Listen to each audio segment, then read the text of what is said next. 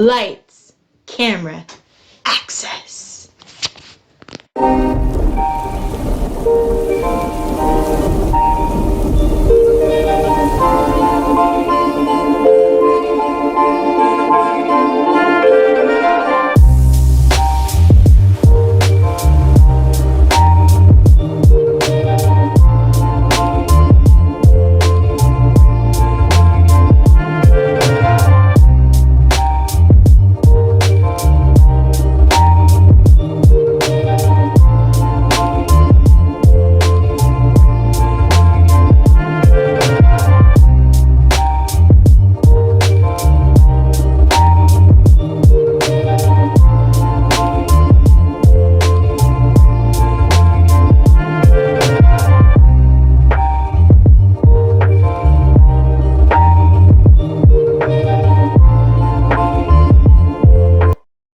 Welcome to ISIS Entertainment.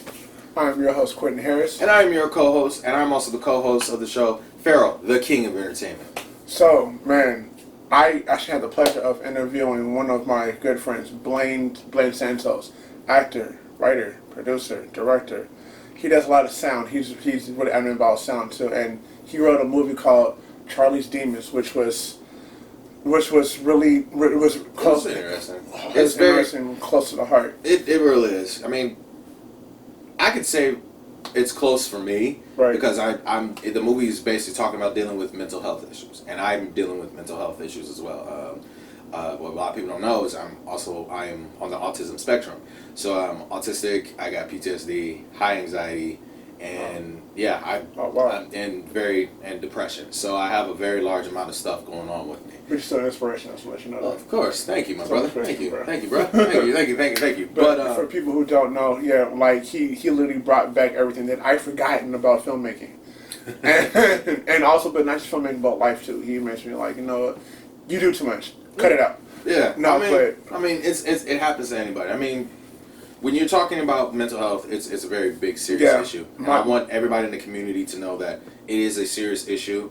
You need to sit down. I don't care if it's your spouse, your kids, your mom, your dad, your sister, your brother. You need to really, we as people need to really come together and actually talk about this, because it doesn't go away with therapy. It really doesn't. Because if you think therapy is just there to help stuff go away, it doesn't go away. It really, because I'm going through therapy, Right. but it doesn't really go through. It doesn't really work like that. It really is morally for informed to say, hey, world, this person is dealing with this, and I think society has changed a lot to being more ruthless. But it's like I feel like it's got a little bit more ruthless, and like they don't really care. Yeah, but then it's like, but why do you not? But why would you not? I mean, it's another thing. But I just want to say, the story, Charlie's Angels, that's something else. Charlie's Demons. It really spoke to like what a person of PTSD or mental health issues is going through on the inside. Yes, it's a very big constant thing, but. Yeah, but on another note, you got to talk to Mr. FAROUQ, Mr. Abbas himself. Yes. So we have an entrepreneur, who owns his own clothing brand out here. He's Nigerian. His name is FAROUQ. His clothing line is called Abbas, and what it stands for the Abbas, it stands for Always Be About Something. So the Always Be About Something, I want people to really understand what Always Be About Something means. It means is if you're about that action. You're about doing what is necessary in a positive light. Not a negative, a positive light. That basically will help not only your community, but yourself, your families, and everything like that. It was a very good... That's a great acronym, too. Man, yeah. It is a great acronym. But sitting down and talking to him, you get to learn a lot about his mindset. You get to learn about what motivates him. You get to learn... Trust me, it's something that you can basically say, yeah, we're gonna have some fun today. Man, but yeah, we actually got the chance to sit down with him at this fair. Well, the Black. Yes. The Black Expo. We got to sit in with we were at a lot of vending events just recently. So, yes. So I want everybody to look out for Abbas, because he's actually shown his face on Good Day Sacramento. So I did not get a chance to see that. it's pretty cool. It's really cool. But stick around, ladies and gentlemen. We'll be right back right after these messages. But also, too, I just want to say one more thing. Go ahead. Give a quick shout out to my sister and her family about creating her own record label. I'm like, another entrepreneur coming up. Who's from the Yay area, same soil. And I was going to say, I'm proud of you, sister. I'm proud of you for pushing yourself. They what is it? I forgot what it's called ENT. Work ethic ENT. Work ethic. So basically, ENT means Work Ethic Entertainment LLC, copyrighted, licensed, and registration, and everything like that. Trust me, they're doing major things. And also too, other Thizzler, by the way. Oh yes, Thizzler. So there's a there's a song called Rockstar by his sister. It's on Thizzler. Check it out because it slaps. It's the greatest. Also check out his nephew who's about to put out a new music video and a song on Thizzler as well. Is about to go platinum. His name is Flyboy, by the way. Check him out. That's an inspiration for everybody out here. But stay tuned for our interviews, and we'll be right back after these messages. Keep it cocked. We'll be right back. Holla. Peace.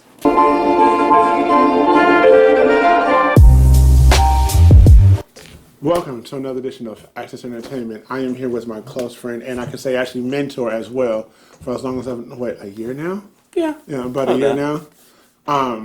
He does everything from sound. He does everything from sound to video, audio, and he's been in the game for more time since I've been alive. Mr. BLAINE SANTOS. Yeah, I've been doing video production since '94. You know, so I got into it by accident. By accident. Well, I'm glad you got into it. Well, I got into it because I did a video for my mom and the tripod broke, so I handheld a 90-minute play. So we found an editor who could fix the video to make it look like it wasn't like a 9.5 earthquake. So they were hiring. I interviewed. Cool. They turned me down, and then a couple weeks later, they called me up and said they want to hire me full time. And I've been doing video production since '94. So you work for yourself now, or do you work for another company? The answer to that would be yes to both questions. I still work for that same company as an independent contractor. Right. But I have other companies who call me on a regular basis to be able to do stuff for them. That's amazing. For people who are trying to do other people in that, how do you recommend them getting into that? Or there are several paths that you can take when it comes to video production. Right. There is you don't need film school, and then you need film school. I am underneath both paths. Right. I learned most of my stuff through trial and a lot of error. Yes, done that too. And costing me a lot of money. All right. And then I went back to school. I went back to school late in life, and I got a degree in digital film and video production, and I have a bachelor's degree in that. That's amazing. And so the knowledge I learned from school helped me refine what I've already learned in the field. I know for me it was the other way around. I actually went to school first, and then after I went to De Anza College, and also and then we moved out here, and then something happened between me and my wife, and I got into that. But I went to Berkeley City College, which was amazing, by the way. But yeah, I took both. Like you, I took both routes, and I found it it was amazing. Like, do you ever find yourself watching films? Is it hard for you to you made a mistake? Do you catch it? Because I know you're on both sides of the camera sometimes. When I watch a film, any film, whether it's a good film or a bad film, which, don't get me wrong, I love bad films. All right, you can learn a lot, but you can also turn that aspect of your brain off and just enjoy the moment. Right. Some movies, I start off just to enjoy it, just to sit down and enjoy it, and if I watch it again, then I'll start noticing things. Right. One of the more famous ones that I noticed was continuity errors in the movie Untouchables. There's a famous one there. The Untouchables, the first one or the one that was remade? Because I know it's been made several times. Yeah. It used to be a TV series. Yeah, I remember that too. In the I think the 50s or 60s, it was a TV series, but There's one where like the shirt's buttoned and unbuttoned. Sean Connery's Oh, wow. shirt is unbuttoned and buttoned in one scene. Like literally, each take it's like button and unbutton, button and unbutton. But you know, you can. That's the fun of film, I mean, Right.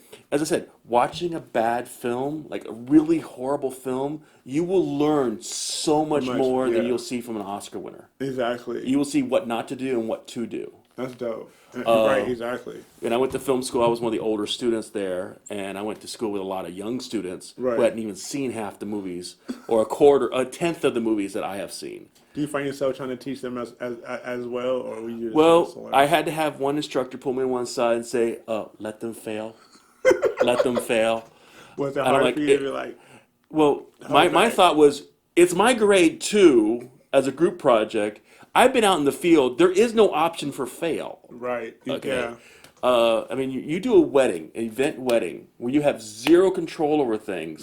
You will learn so many much. skills that you will never learn in film school. Exactly. I definitely understand You, that. you have to be a cameraman, a lighting Yeah, expert, a that's right. sound designer. You have to be able to do post production on it. There's so many skills you learn Right. that people give hard time to in event videography. It right. takes a very special person to be an event videographer. Yeah, because I know I'm getting ready to do I'm about to shoot a wedding in November.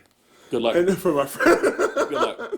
And I'm still I don't care if it's small wedding, big wedding. I still get nervous because this is their special day. But If you need some help with that, to give you some advice on what to look for, definitely. I have probably filmed maybe an underestimate. This is an underestimate. Right. Around 500 weddings. This will be my fourth one. Yeah. So Wait, Andy. wedding events over the last 30, almost 30 years. That's- I mean 94. I mean do the math. And Wow. it's a lot. That's a Almost lot. as long as I've been alive. Yeah. So at my heyday, when the business was really good for me, I was videotaping 40 plus events a wow. year, That's editing at least 1 to 2 weddings a week. oh wow. That's crazy. So when I hear from people saying they're gonna have like 5 cameras at a wedding, I go, oh man, You're overdoing it. You're overdoing it. oh You just man. need two. You need 2 for a ceremony. 2 is nice for a reception, but you can get by with 1. Yeah. The best compliment you can get for a wedding videographer is from their guests saying, "You had a wedding videographer? Where was he?" All right, there's a lot of cameras That there. you want to be at least obtrusive as possible. Right, exactly. But for film, which I've been working in film for like the last 7 or 8 years now, right, yeah. I got about 24 IMDb credits now That's of different amazing. variations, and there's several productions I've worked on that they never did an IMDb on. Wow. Oh wow. So you would actually have a lot more if you I would if I IMDb'd everything I did. Trust me, like Hollywood would be knocking at your door. Roger Corman would be going, "Dang!" Like, hey, let's get this guy. But speaking about film, I remember I was on your set for Charlie's Demons. Yes, I'm working on the post production on that right now. Got a little sample for you guys to see. Definitely. When you were in the midst of pre-production of writing the film, what was going through your mind then? Well, Charlie's Demons is kind of a psychological thriller regarding mental health and suicide ideology. Right. It's very autobiographical for me. Right. When people watch this film, I'll steal a line from a movie. The strangest things in the film actually happened. Right. But the thing is, like, Charlie's Demons was a very passionate project. And I had written it, I have produced it, I have directed in it, Wow. I star in it, I'm doing all the post production And I on think it. that's amazing. But the reason why I'm doing all those things is because this is very personal for me. I'm Right. hoping it will save lives. That's That's the purpose of the project, is to save lives. Because I think in film, I think we all, and whether it's a spoof or just any type of film, we're looking for something to be like, okay, so there is a light at the end of the tunnel. Okay, so I'm not alone. And Yeah. and because I know for me, I got in the film. I got in the film late because. And we'll be right back.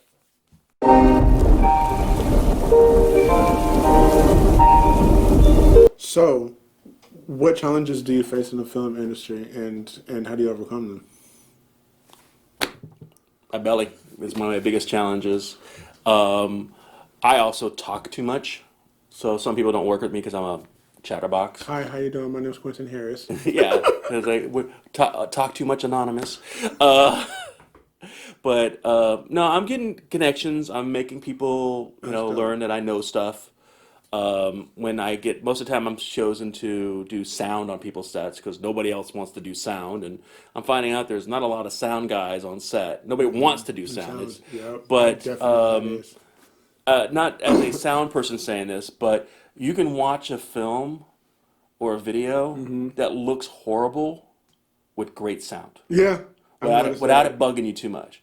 You watch the best looking film of all time and the sound is off.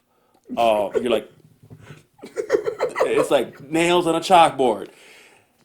So that's why I take very good when I do Right. sound. I'm very passionate about it Right. because I know how important it is in the final product. Right. I've run into DPs and directors who give it's like sound is the Rodney Dangerfield of film sets. Gets no respect until post production. All right, it gets no respect until post production.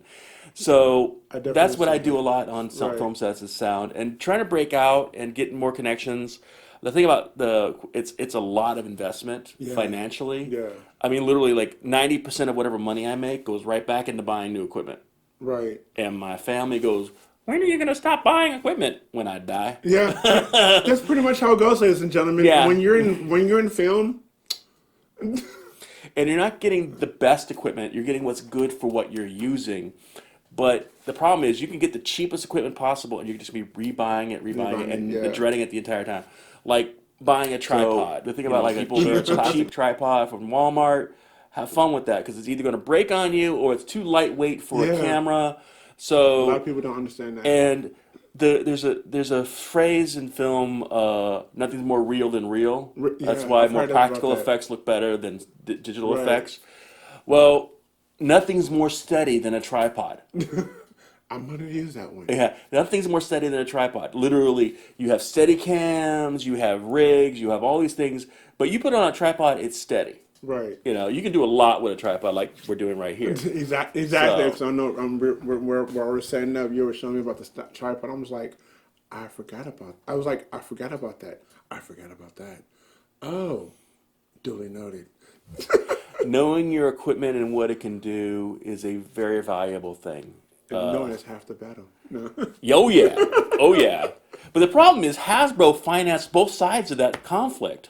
Oh wow. Yeah, I mean Hasbro financed both GI Joe and Cobra. I mean they say knowing is half the battle. Right. The other half of the battle is 25% blue lasers and 25% red lasers. I know we're getting the snake eyes because I can go on for that one. Yeah. Which is So like, no. all right.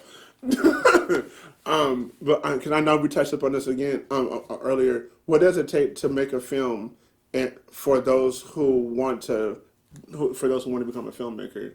I know we touched upon that again. Well, I have advice for people who want to become a filmmaker. Don't. You're going to sacrifice everything to work in this industry. You're going to sacrifice your time, your money, your family, your friends, your health. Yeah. Then you're going to add in the sanity and Yeah. your well-being. Your diet's going to be all over. Eat the healthiest of foods when you're on these things. I'm like, I know I was on set one time. I was like, I'm dying.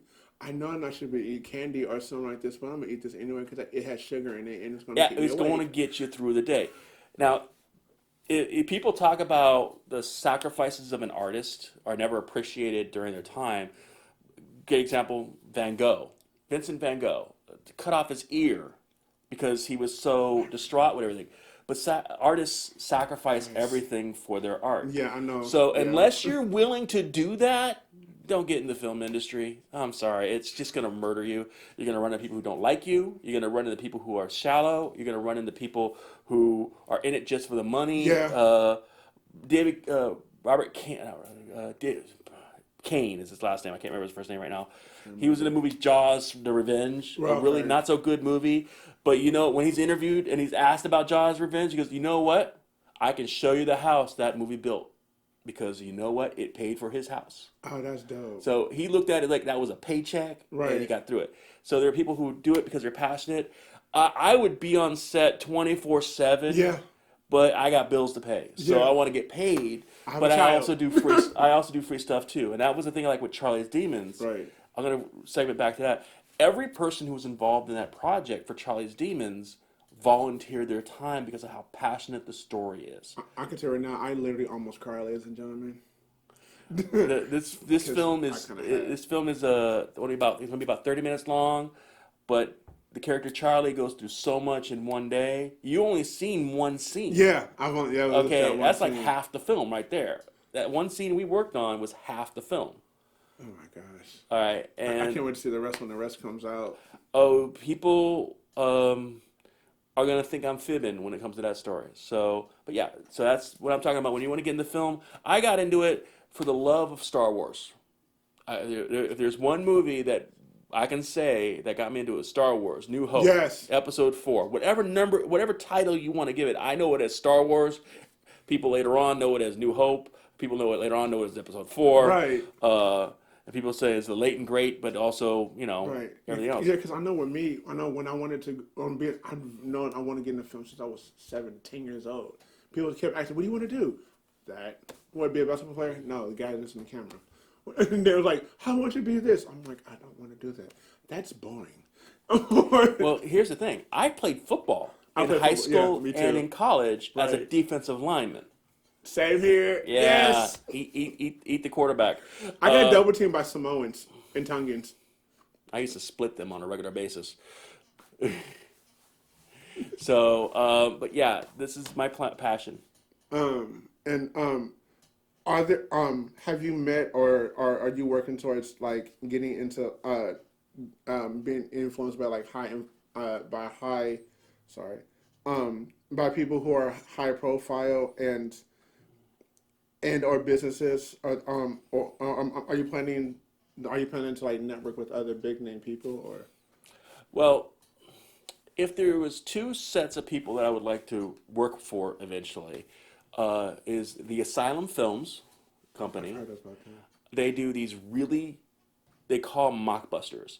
They take a blockbuster idea and make a low budget version of it. I never heard about that before. Well, it's called mockbuster. If you look up the Asylum Film and you look up their filmography, their movies are bad, but they're fun. You can see that the people on those sets are right. having fun with what they're doing. Right. They're low budget. They said the most expensive film they ever made was $1.5 million. Wow. Think about this. Big budget films are like multi-million-dollar films. Yeah, exactly. Their most expensive one was $1.5 million. They put out 4 or 5 films a year, Wow. and they make a profit. That's dope. See, I would like to learn how to do The that. other person I would love to work for before he passes away is Roger Corman, Yes. the king, Yes. the man who started Yes. so many careers. He started James Cameron's career. Oh, yeah, he that's right, he started did. what's his name? Opie Cunningham. He played Opie and he played I cannot remember. anyways, he started the careers of a lot of actors. I mean, he started the career of Jack Nicholson. Okay, Wait till they get a load of me. well, he is the king of low budget films. Right. The most expensive film he's ever made was $4 million. Wow. And that was a ripoff,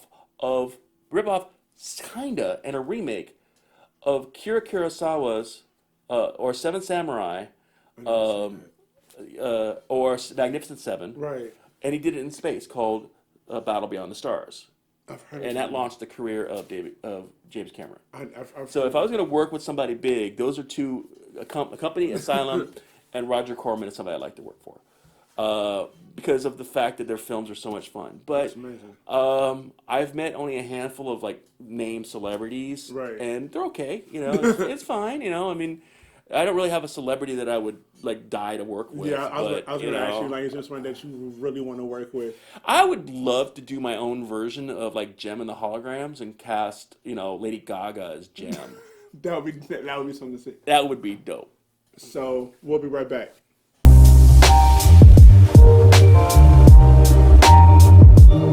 So, how do you keep out your So how do you keep your focus when you're on set when you're trying to block out outside noise and so? Headphones come in handy, but Whether see, you're acting or anything like well, the thing is, it's difficult to say exactly. I'm gonna roll back to my career as a filmmaker, Right. as a videographer. You got a job to do. You got a job to do. Right. When I went to film school, I was on sets with film students. Right. They were just messing around. They were having fun. They were goofing around. I was there to work. Right. I was there to get a job done. I Right. get it done right the first time. I've been on film sets that are a mixture of that, where people are just there having fun, but there's also people there that are working their butts off. I like to mix it up a little bit where I have fun until it's time to roll. Right. You know, until it's time. Keep it light until it's time to roll. I bet you heard about Yeah. that meeting. Yeah. Keep it light until it's time to roll. I mean, you've been on set with me. You saw me work. Yeah. I was nice and friendly, but when it came to time to work, Right. it was time to work. Yeah, I felt that energy when I was like, Yeah, okay. I did my best to not, Yeah. kill anybody on that day. And I was actually doing my best to make sure I had my ears open and like, okay, Yeah, Blaine said this and Yeah, when it comes to sound work, I mean, you live in your headphones. You're right. If you're a sound person, after your microphones and then your recorder, your headphones are the most important thing you can have. Absolutely. Yeah, because you have to Duly hear what noted. it sounds like. Duly noted. Focus on what you're doing because what you're doing is important. Right. No matter if it's as simple as, okay, PAs, production assistants. Been there. Yeah. They're the lowest rung on the totem pole, but actually the guy at the bottom of the totem pole is the most important person on the totem pole because Right. they support everybody else. Yeah.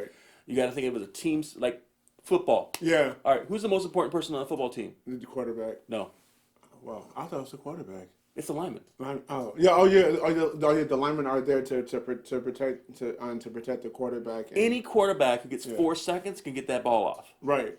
That's But as a right. defensive lineman, my job is to kill the quarterback. People always say the quarterback is the most important. So on a film set, the Right. quarterback is the director. Right. All right. Yeah. The producer is the coach. The receivers are the actors, Right. but the grunts, the PAs, are the linemen. Okay. All right. That's a good example. That's of dope. That's a cool metaphor. That's a Or- cool header. So on a football team, it's a team. There's Right, no I in exactly. team, and that's the thing with film. Yeah, you can have the best director in the world, but if he doesn't have a good crew, he's not going to do a great job. Right. And I've been on film sets where the director was so-so, but the crew was rocking. Right. You know, have you been on sets where you just like I just cannot look, I cannot stand this director? yes, yes. About 6 months ago, I worked with a director, which I will not name, which was not fun to work with. Right. Professional. But the thing is, when you are working, it's a job. Don't Right. take it personal. Of course. All right. If it does get personal, that's a different story. Right. That's a completely different story. You have to understand that there is a vision. The director has that vision. So you have to go down that vision of what the director says, whether you agree with it or not. Now, you can, if you have a director who's willing to listen, they will have the best project possible. Right. But you have to read the room. Yeah. You know, That's definitely it's true. a matter of reading the room. So on Charlie's Demons, things went wrong, and you heard me. I stepped outside and let loose a yell. I remember I was talking to one of the actresses. I was like, Yeah, I let loose a yell, and you know what? That relieved all the stress that was in my body. And I got Right. back to work. I didn't yell at anybody. I didn't hurt anybody. I was polite to everybody on Right, set, yeah. and that's what you want to have. Just give you an example of what happened to me on that day. I had, in the course of getting that together, right. trying to get that together, I had actors and I had actresses drop out and drop in, drop out, drop in, drop out, drop in, drop wow. out, drop in, and then drop out. All right. Wow. I had to replace a character Oh wow. with another character twice. Oh my god. Wait, were any of the actresses you had like even the ones that were on set? They were like, oh, I can't do this no more, or Well, let me get back. One of the people I had to replace bowed out on me one time. We were supposed to be filming oh wow. like a year or 2 years ago okay. because they couldn't do the character. Oh, They wow. knew what the character was. They knew what what needed to be done. 2 days beforehand, they bow out. I had to cancel the shoot. It took me over 2.5 years to get Charlie's Demons done. That's At least crazy. principal photography done. All right. because of COVID, fires, Yeah. you name it, it happened. So I had also 3 plus a Bunny, great Right. makeup artist. You need a makeup artist and an She's actress. She's Go get Bunny, her. get Bunny. Go get her. But she did makeup the first time. She was overloaded, so I got 3 other makeup artists lined up to show up for that Right. day. All 3 of them backed out. One that morning. Wow. Okay, one that actual morning. I'm not gonna name names. They know who they are, but the one that morning backed out. Oh wow. So it wound up being a lot of pressure. Luckily, my other actresses who know how to do makeup stepped up and helped out. And that's the thing. You got to get a crew and have a backup plan for everything. Have a backup of a backup of a backup of. Oh, and I had 3 camera guys. I was supposed to have 3 camera guys there, Yeah, I know. Yeah, and one didn't show. Yeah, I remember that. Yeah. So that's the difference between people that you're working with. Right. The true professionals and the not so true Yeah, professionals. there's some people that I'm not. Gonna Yes, it was a free production. People were donating their time. I am not. If it was a paid production, that's a legal thing. That's a money. That's a Money, small court legal, thing. But papers behind you, people too. were donating their time. So Charlie's Demons was a donation of time, and that's how I focus. And actually, for me, it was not just donating time. It was a learning.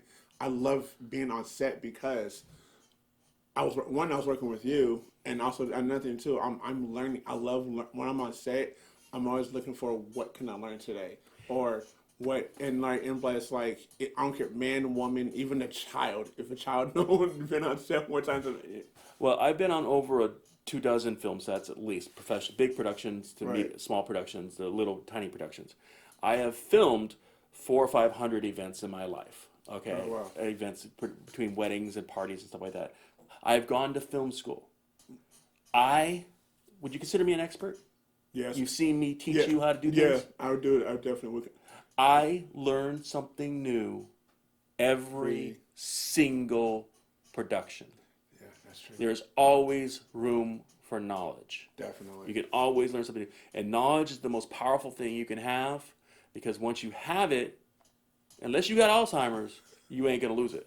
Definitely. And they can't take it away from you. Definitely. All right. I was about to ask you. So after Charlie's Demons is done, and I ask you 2 questions. What do you plan on submitting? Is it going to be on YouTube or? Okay. The goal of Charlie's Demons is to get it on mental health websites. Okay. So That's that is dope. the goal. That's actually big. That is the goal. Once I've come close to production, I have, well, at least 2 years ago, when we first got started, I have a distributor who's interested in helping me get it out there. That's dope. That's amazing. And he's not going to charge me That's to get it out there because of how passionate it is. What got me involved with Charlie's Demons, the mental health thing, is the loss of Robin Williams. Yeah. God rest his soul. Yeah. The loss of him Rest in peace. and the loss of other people we've lost over the years. It was that one guy from Sequest, that young boy. Yeah, Brandon. Yeah. He was talented too. Yeah, he had a career. He had a full career ahead of him, and it didn't work out for him. We lose people every day to suicide. Every day, it's not a thing. I lost a girlfriend to drug and alcohol abuse. I remember my uncle. He shot himself he shot himself in the car because of depression, but he had everything going. But yeah, you never know what person's going through. So that was the culmination. And then I met a gentleman named John Ozuna, world-class martial artist, Right. actor, stuntman. He's in The Matrix. Wow. The new Matrix movie. He's going to be in that movie. I don't know how big a role he is, but he's in the movie. He was also in Venom, and he was in a few other films too. He's a martial artist. He's a world-class person. But he has this thing he does called Bridge Angels. And he would go and walk bridges, usually at night, to prevent people from committing suicide. That's dope. And it That's inspired me to sacrifice my sanity a little bit to create Charlie's Demons, to put a little bit of myself out there. And if that helps one person, this job was done. So the goal of Charlie's Demons is, I've thought about putting it on the festival circuit. Mm-hmm. I might do that to help get more buzz on it. But I'm also looking at mental health websites. That's dope. So, what's next? So, is there any other films that you plan on? Oh, all right. I am working on what I'm calling the Abduction of Gene epic.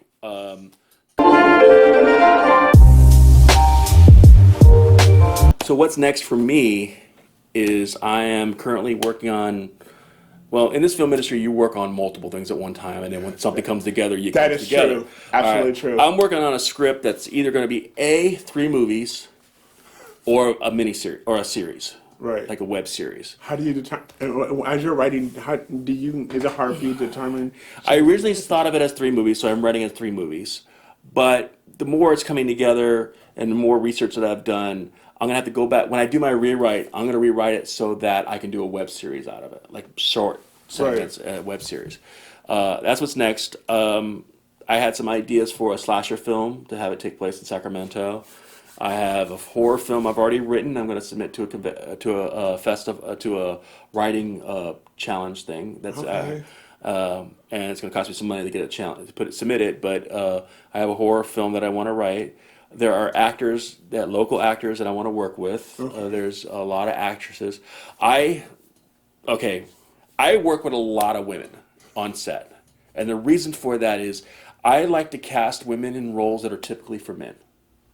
I've actually heard about that before. Okay, and also I'm very active in the LGBT, mostly the trans community. Right.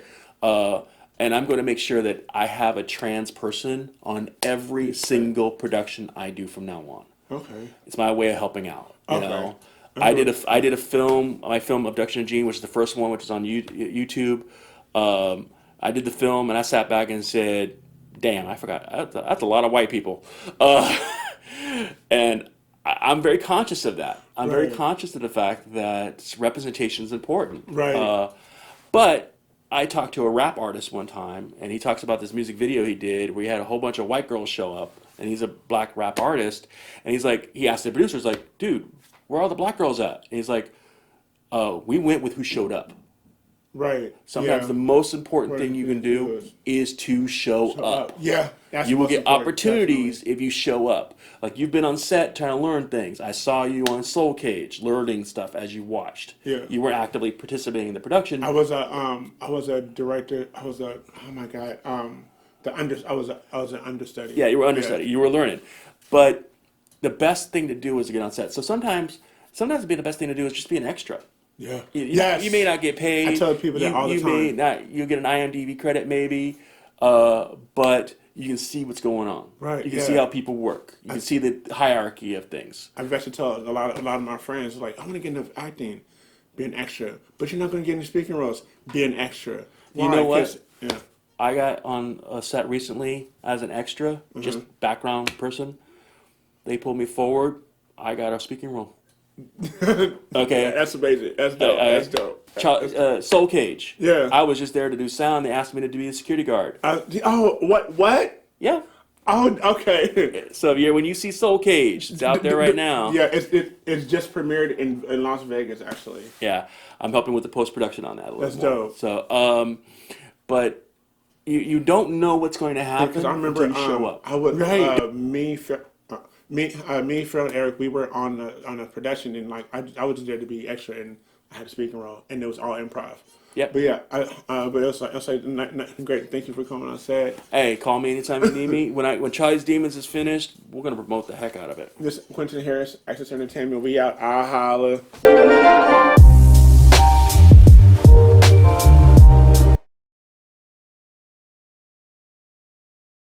Welcome to Access Entertainment. My name is FAROUQ, the King of Entertainment. You already know who it is. And we're here with the fame and the up-and-coming entrepreneur, FAROUQ. He is owner of A-Bass Clothing and he's just a good entrepreneur. yes. Thank you for having me. Yes, thank you for coming on the show, my brother. Yeah, Tell most us definitely. about yourself. I'm a 27-year-old Nigerian. I was born and raised in Nigeria, Lagos specifically. Yeah, I'm just a guy that likes to go after what he wants, as far as like chasing your dreams, your goals.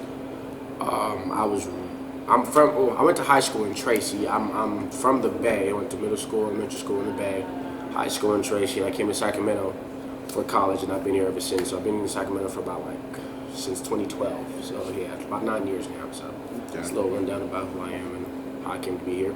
Yeah, okay. Have you been enjoying it so far, living out here in Sacramento?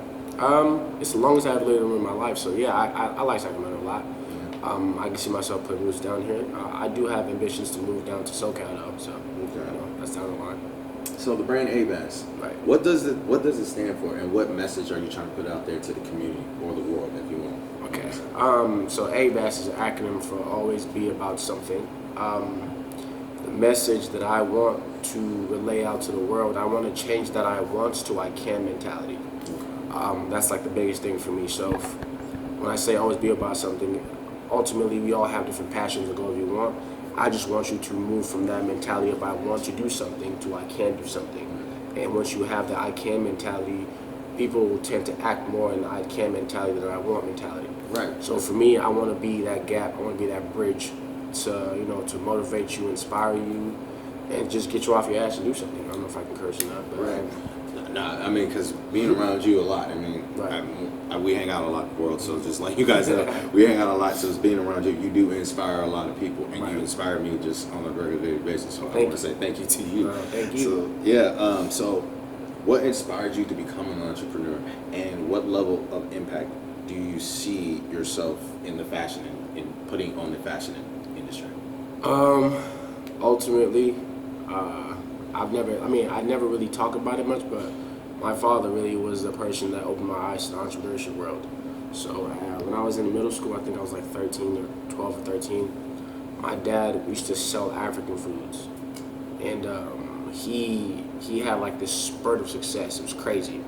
So my dad taught me what to do and what not to do, because my dad was wildly successful when he started, but he kind of didn't gear himself for what was to come. So he stopped doing it because it got too hectic. But it taught me in a mentality of the way I operate. I prepare for what's to come. I'm never operating where I'm at in life. I'm operating for what's to come, because seeing my dad have that great wild success and not know what to do with it kind of taught me. So I would say my father is one of the biggest roots as to why I have entrepreneurship in my bone. And as far as impact go, I say this joke where I want to be the Robin Hood of fashion. Oh, that's cool. So I want to be able to bring quality to people without coming at a high ticket. Right. That's like one of my biggest things. I want people of all walks of life, because I grew up very, very poor. So I want people of all walks of life to have accessibility to designer shit without having to pay designer prices. You feel me? So that's the impact I want. And I also want my clothes to speak more to people, because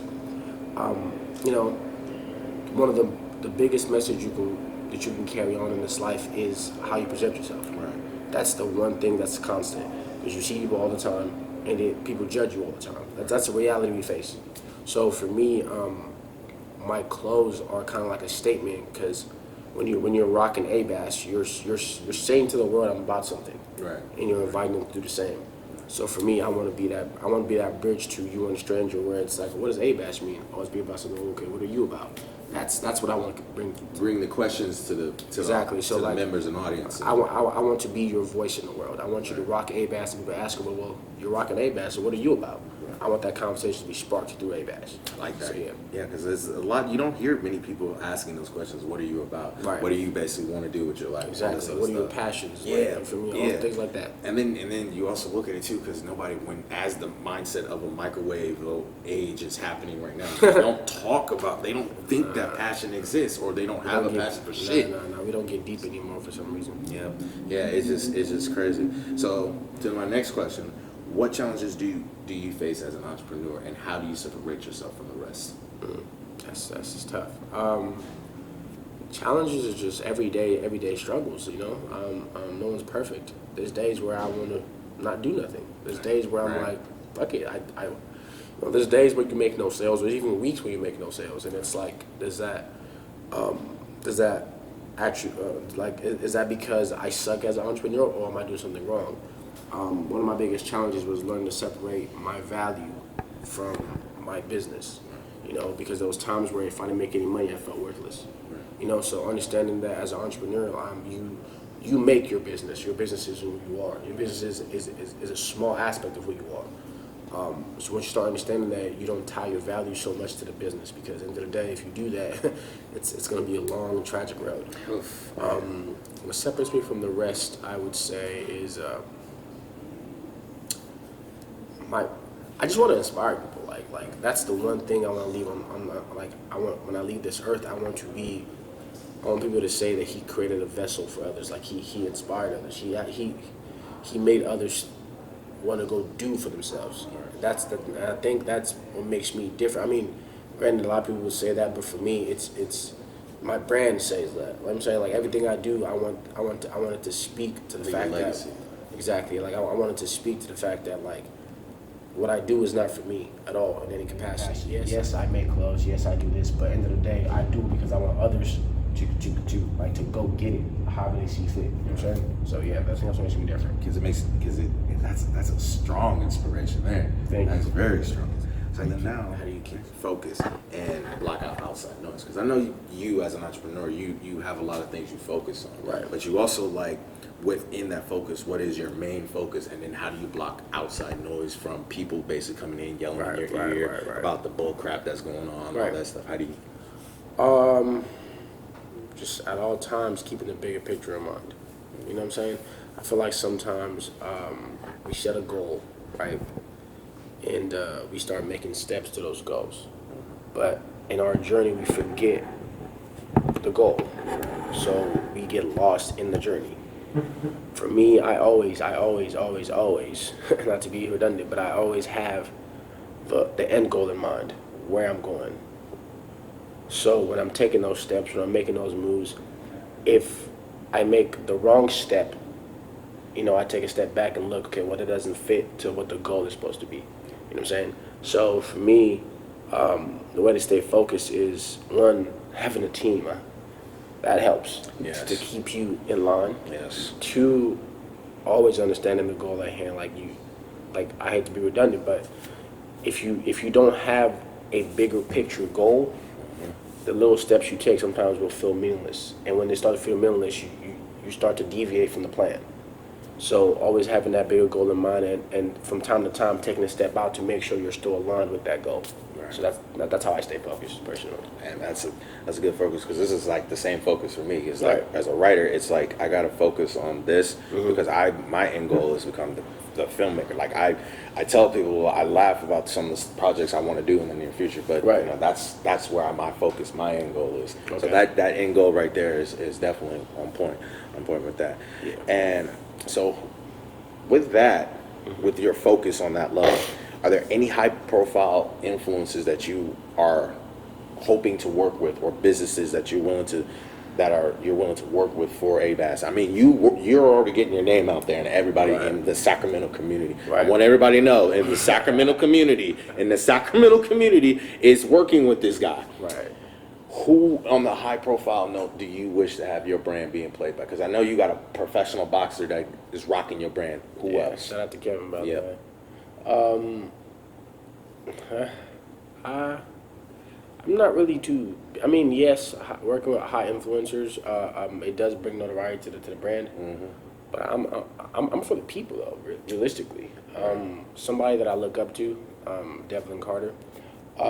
He always says, I don't give my stuff to celebrities, because celebrities are one individual. Okay. One person. Community is what makes a business actually thrive. The community. You know what I'm saying? Yeah. So I don't put any one person above the rest. Granted, I know it helps the brand. So as far as working with people just to get more notoriety, honestly, if I'm being honest, the only person that I would ever really want to work with is Drake. If I'm being completely honest. It sounds far-fetched, but I'm a person where I believe when I believe I will do something, you set your mind to it and you go for it. Literally, because I hate the term anything is possible, because everything is possible. Exactly. So I'm not the type to think, oh, I'm thinking too big, or that's preposterous. No, it's gonna happen. Yeah. It might not be. And it might not be tomorrow. It might not be in 2 months, 3 months, but it's gonna happen. Yeah. So as far as high influencers, that's somebody that I really want to work with. As far as like local Sacramento brands and stuff, I have some collaborations with Y&B, Young and Building, that's coming up. Watch out for them. They're on the rise as well. Just letting y'all know. Shout out to Kobe. So me and Kobe shoot. So Yes Productions. Kobe also has a brand that we work with from time to time. I'm for his videography. What else? I can see myself doing some work with Dare to Be Different, which is my homie Oki Jr. He's a musician. Look him, check him out. So like, I have hella friends that do hella stuff that I would want to collab with before I go try to get some influencer, because I feel like they themselves have real people that rock with them. You know what I'm saying? Like I said, community builds businesses. Celebrities just highlight it. Right. I'm saying I don't want to be a highlighted business. I want to be a business that's built. You know what I'm saying? Right. So, yeah. It makes sense. That makes sense because everybody, even in the starting points, they even when they start working with high celebs, they forget about the community. Yeah, so exactly. that makes a lot of sense. So then for our last question, this one is basically about what does it take to become a member of the ABAS tribe and how can people find you? It doesn't take much to be part of the ABAS tribe. You just gotta be about something. You know what I'm saying? If you're being about it, that's the first step. Now you gotta move from being about it to actually doing it. You know what I'm saying? Like, so like if you're a person out there and you have ambitions and passions, don't talk about it. Just go do it. Just be about it. So that's the only way, really. If you want to be an inaugurated member, though, you can shop with us. You can buy a $1 sticker, you know, put it on your laptop, put it on your fridge, whatever you want to do. The website is abasclothing.com. The social media is ABAS Clothing on every single platform: Twitter, Pinterest, IG, Facebook's ABAS Clothing on everything. And then we're also at the Ice Blocks at 1610 R Street, Suite 300. If you want to come by and shop with us, you don't even got to shop. You just come by and hang out. You feel me? Like, we can have conversation. We can, get to know each other, whatever the case may be. So it doesn't take much to be part of our tribe. Our tribe is a collective of doers, and we want to make sure that you're doing. That's all it is. Mm-hmm. And that right there is motivation enough for me to say, man, thank you. I appreciate you for having me. Man, thank you. Yeah. So stay tuned, everybody. You are watching Access Entertainment right here. Stay tuned. Peace.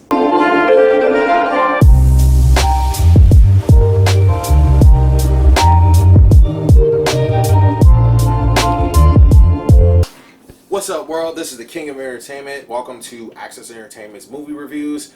I'm your host, FAROUQ, the King of Entertainment. So today's movie review, we're going to talk about Shang-Chi and the Legend of the Ten Rings. Good movie. I'm flat out going to tell you. Really good movie. It had a very good storyline. It uses the very motion method of Asian Pacific culture. I love it. I love Tony Wen-woo as the Mandarin, aka Wen-woo. Very good acting. I love the chemistry between Simu Liu and Awkwafina. But I can just tell you, this movie will have you basically wanting to see it in 4D. I've seen it in 4DX. Yes, it was really good. So I'm just going to tell you guys this. That is a movie that basically has 2 thumbs up. But if you want to hear my full review for this movie, check me out on my YouTube channel, FAROUQ, the King of Entertainment. That's all. But I'm FAROUQ. This is Access Entertainment. Peace.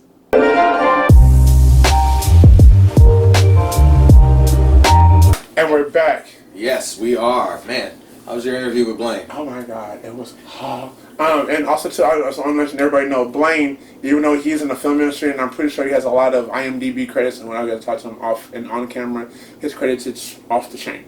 But at the same time, he's a teacher. He's literally, he would teach you on, if you know nothing, by the end of the set or whatever you're doing, you will learn everything from sound to video, everything. And also too, I just want to say, like, he's inspirational in our community. If you're ever on set with him too. Oh yeah, I mean, it was great. Mine was great. FAROUQ gave out a lot of notes, a lot of detail to basically take as being an entrepreneur and being a successful business owner. It was very enlightening and heartfelt. I really can sit there and say, like, yeah, teaming up with this person is for sure a definite maybe. A definite for sure. For sure. Yeah. Like, sorry about that, FAROUQ. It is true. Yeah. Like, you don't literally if you're not around people like-minded or doing something to basically try and better themselves, it ain't nothing for you to sit there and talk about. And especially if you have kids, be an inspiration to your children, please. It's no longer they have to listen to you. It's now you need to lead by example. It's not a you we're gonna tell you to do this and we do it our way because this is who we are doing it our way. No, it's Lead by example. You are being watched by when you have kids. They are watching you. Even though when you think they're not paying attention, they are paying watching you. Even from a side eye. Oh, what is daddy doing? What mommy's doing? Like, I want your attention. What are you doing so I can do that too, so I can get your attention. It's really pretty much, yeah. But overall, but I just want to say, man, being around y'all, being around FAROUQ, being around all these up and comers, it's like, and also too, what Access Entertainment is all about is learning, understanding people, and also too bringing light to people who are not seen, not being heard. You don't have to be the top star of them all. Oh, next too, we'll be talking to Miss Kilda Music, who was actually on the movie of the what movie was that? Oh my God, First Day. Oh yes, First Date. She was on that movie First Date. Well, she's a friend of mine named Manuel Crosby did that movie. Y'all gotta try it out. I'm gonna give a movie review. I definitely need to watch that movie. I need to watch that movie. Yeah. I haven't seen it yet, but. Man. Also, we will also be interviewing another dear friend, a friend of mine. Was a brother to us. His name is Samaj. He is owner of an up and coming business called Come As You Are. So stay tuned for that because it's going to be very interesting. And trust me, he's another entrepreneur. I think you guys are going to love as well. Definitely. So, and you know, he's like he man, like when I first met him, I'm like, okay, on a whole nother level. He brought me on a whole nother level. And that's how we gotta be. Also, too, I just want to say, shout out to Mr. FAROUQ Charles Powell, who just released his first film. This is like his fifth. I don't know. We'll just say his new film. His brand new film called Vampire in Oakland. It's dope. Him and another dear friend of ours got to be on set. Which you can just see a little glimpse of us in there, and trust me, I think you guys will see. When you see us, y'all gonna have some fun. And we're definitely gonna get him on the show very soon. But right now, just stay tuned, keep it locked, keep it cocked. Access Entertainment, we out. Peace. So our guest BLAINE Santos has sent us a clip from his short film called Charlie's Demons. Here it is. Take a look, everyone from Access Entertainment. Have a good night.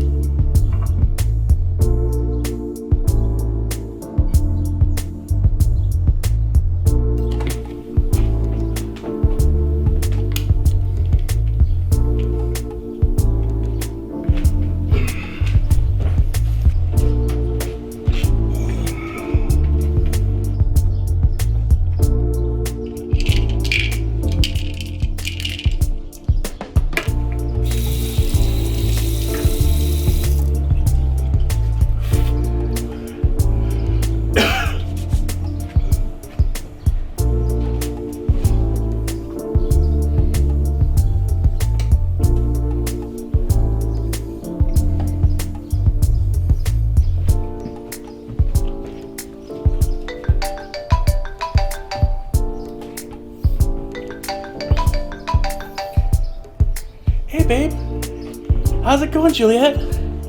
I got a surprise for you. You ready for tonight? Yeah, I have to cancel our date. Why? What's up? Are you okay? Everything okay? Well, I kept on thinking about it. It's just in public. You're a nice guy and all, Charlie, but you're just so fat. And I have to think of my reputation. I mean, I just cannot imagine someone like you by my side walking the red carpet. I mean, don't get me wrong. You're a good lover and a nice guy. And I know you helped me get over Billy. Oh, and I got the job, by the way, but shoot. I meant to tell you, I lost your portfolio. But don't worry, when I get my first paychecks, I will pay you back for that car. So, don't worry, you'll find a nice BBW and have all kinds of fat babies. Stop that beam on the phone. But in public, Charlie, I just can't, okay? Look, I really gotta go. Bye.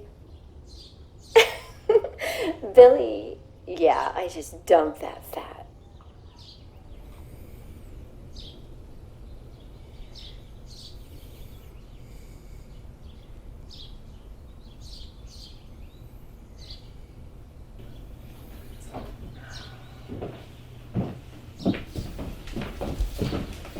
Hi, Charlie. A long time no see.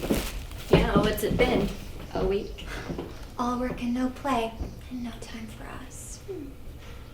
She dumped you again? There'll be other fish in the sea. I told you we'd be back. So what are you wearing?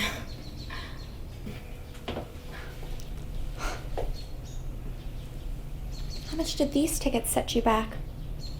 A week's worth of pay or a month? 3 weeks. Doesn't she still owe you the down payment on her car?